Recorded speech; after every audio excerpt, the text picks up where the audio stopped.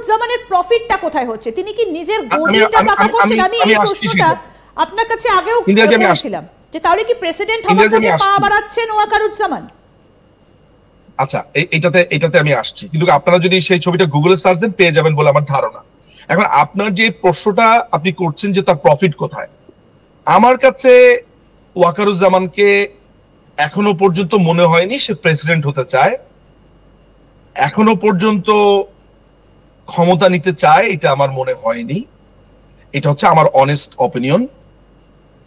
আমার কাছে মনে হয় যে পশ্চিমা দেশের কোনো একটা গোয়েন্দা সংস্থার মাধ্যমে সে ভয়ঙ্করভাবে প্রভাবিত। আপনি তার আচার আচরণের সাথে আরাকান আর্মিকে যে প্রমোট করা, করিডোর দেওয়া, এইটাকে আপনি লিঙ্ক আপ করতে পারেন। এটা তার একক সিদ্ধান্তে হচ্ছে এইটা আমি মনে করি না।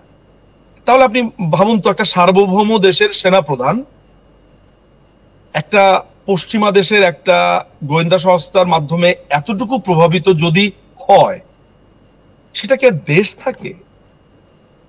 মানে এটা আমার জন্য যেমন বেদনার, আমার জন্য কষ্টের, এবং একই সাথে বিস্ময়করও বটে। কিন্তু একটা কথা বলুন, যে বারবার করে ভারতের পেহেলগামে, জম্মু কাশ্মীরের পেহেলগামে হামলার পর বাংলাদেশের যোগটা বারবার প্রকট হয়ে উঠছে, প্রশ্ন উঠছে ওয়াকারুজ্জামানের ভূমিকা নিয়ে। কেন এটা হবে? কারণ ভারত তো কোনোদিনই বাংলাদেশের ক্ষতি চায়নি, ভালোই করেছে। তাহলে কেন বাংলাদেশের দিকে এই অভিযোগের আঙুলটা উঠবে বলতে পারেন?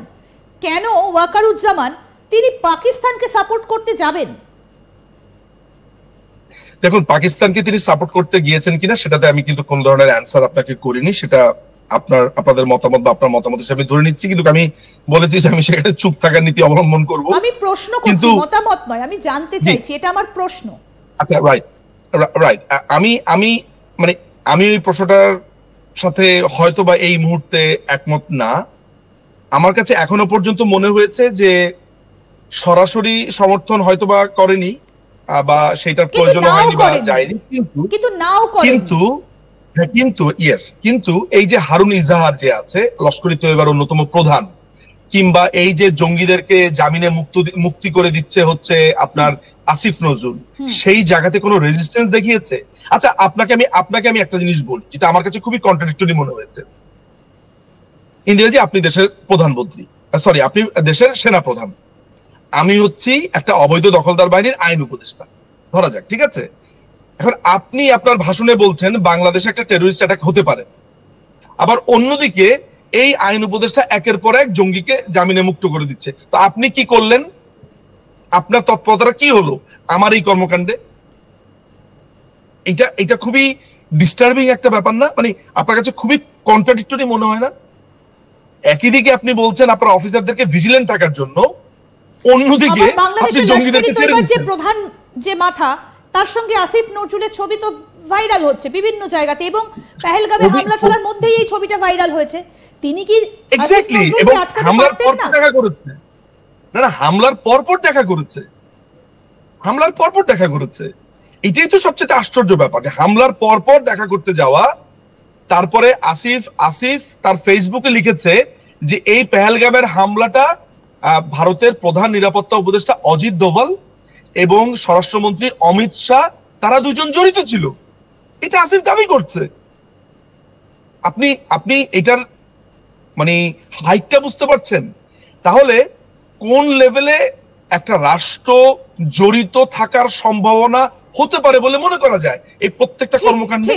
লস্করি তৈবার মতো একটা জঙ্গি সংগঠন, সেটা কি করে বাংলাদেশে এইভাবে ঘুরে বেড়াতে পারেন তার প্রধান?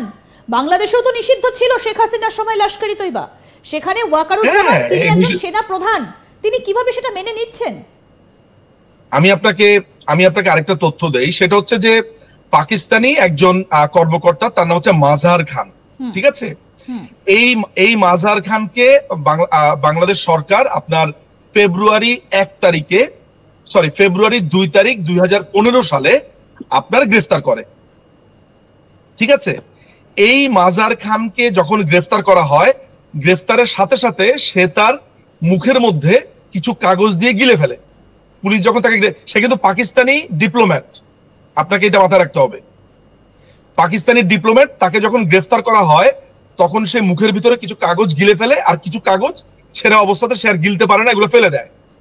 তো পরবর্তী সময় তাকে বাংলাদেশের গোয়েন্দারা তাকে জিজ্ঞাসাবাদ করে, এবং তাকে ব্যাপক জিজ্ঞাসাবাদের পরে সেই সময় জানা যায় যে হিজবুত তাহরির এবং আনসার আল ইসলামকে এরা ফান্ডিং করছে। ঘটনাটা কবের? আজকে থেকে ঠিক 10 বছর আগে। সেই সময়ে আপনার পাকিস্তানি যেই আপনার হাই কমিশনার, তার নামটাও আমি আপনাকে বলতে পারবো, যে আচ্ছা, এর মধ্যে আরেকটা জিনিস আপনাকে এর মধ্যে বলে রাখা ভালো, যে পাকিস্তানে বসবাসরত আল কায়দার সঙ্গে ঘনিষ্ঠ বাংলাদেশি বংশোদ্ভূত আপনার আজিজ খান, তাকেও ওই সময় গ্রেফতার করা হয়। ঠিক আছে, তখন পাকিস্তানের যে অ্যাম্বাসেডর ছিল সে তাকে তার জিম্মাতে নিয়ে তাকে মুক্ত করে, এবং পরবর্তী সময় বিচার টিচার কিছুই হয়নি, তাকে পাকিস্তানে পাঠিয়ে দেওয়া হয়। ডিপ্লোম্যাট ছিল, তার বিরুদ্ধে অভিযোগ আনা হয়েছিল, পরবর্তীকালে বিচারটা কেন হয়নি আমি জানি না। ইন্টারেস্টিং ব্যাপার হচ্ছে, এর কিছুদিনের মধ্যেই লস্করি তৈয়বার 2 জন জঙ্গিকে বাংলাদেশের শাহজালাল আন্তর্জাতিক বিমানবন্দর থেকে গ্রেফতার করা হয়। আমি আপনাকে সবসময় বলি, আপনি ডট গুলো একটু মেলান। তার মানে বাংলাদেশ আওয়ামী লীগ যখন ক্ষমতাতে ছিল, ওদের তৎপরতাটা ছিল, কিন্তু আওয়ামী লীগের আপনার তৎপরতার কারণে চেষ্টা করে গেছে, বারবার দমন করার চেষ্টা করেছে, তাদেরকে গ্রেফতার করেছে, তাদেরকে বাংলাদেশ থেকে নিষিদ্ধ ঘোষণা করেছে, পার্সন নন গ্রাটা করেছে, পিএনজি করে দিয়েছে, এবং যা যা ব্যবস্থা নেওয়া নিয়েছে। কিন্তু মাথায় রাখতে হবে, মানে আমি এই কথাটা কেন বললাম, এই আপনার ইজাজের কথাটা আমি এই কারণে বলেছি আপনাকে, সেটা হচ্ছে যে এই যে পাকিস্তানি তৎপরতাটা, এটা তো অনেকে জিজ্ঞেস করবে যে আপনি কিভাবে বুঝলেন তৎপরতাটা। এইটার প্রসঙ্গ হিসেবে আমি এই 2015 সালের ফেব্রুয়ারির 2 তারিখের ঘটনাটা বললাম। তাকে কিন্তু গ্রেফতার করা হয়েছিল ফেব্রুয়ারির 2 তারিখে, মানে অলমোস্ট 1 বছর 1 মাস 2 মাস আগের ঘটনা, সরি 10 বছর 1 মাস 2 মাস আগের ঘটনা। সুতরাং পাকিস্তানি তৎপরতাটা বাংলাদেশে বরাবরই ছিল। এখন প্রশ্ন আসছে যে বাংলাদেশের ভূমিতে পাকিস্তানি তৎপরতাটার একটা বড় রিজন কিন্তু ইন্ডিয়া। 5ই অগাস্টের পরে আমি আপনাকে একাধিকবার বলেছি যে this is a proxy war, এইটার একটা গন্তব্য ইন্ডিয়াতে যাচ্ছে যাচ্ছে যাচ্ছে গেল। তো আমি কতবার বলেছি কথাটা, আমি কতবার বলেছি প্রক্সি ওয়ারের কথা, অসংখ্যবার বলেছি। অনেকে বলেছে যে আমি পলিটিক্যাল রেটরিক, এটা নিঝুম ভাই কথার কথা বলছে, বা পলিটিক্যাল ব্যক্তি বলে উনি প্রতিপক্ষকে ঘায়েল করার জন্য বলছে। না, আমি আপনাকে আবারও বলছি, বাংলাদেশ সাইড থেকে একটা বড়সড় ঘটনা ঘটতে পারে। ভারতের এই যে মিজোরাম পার্বত্য চট্টগ্রাম অঞ্চল দিয়ে আরাকান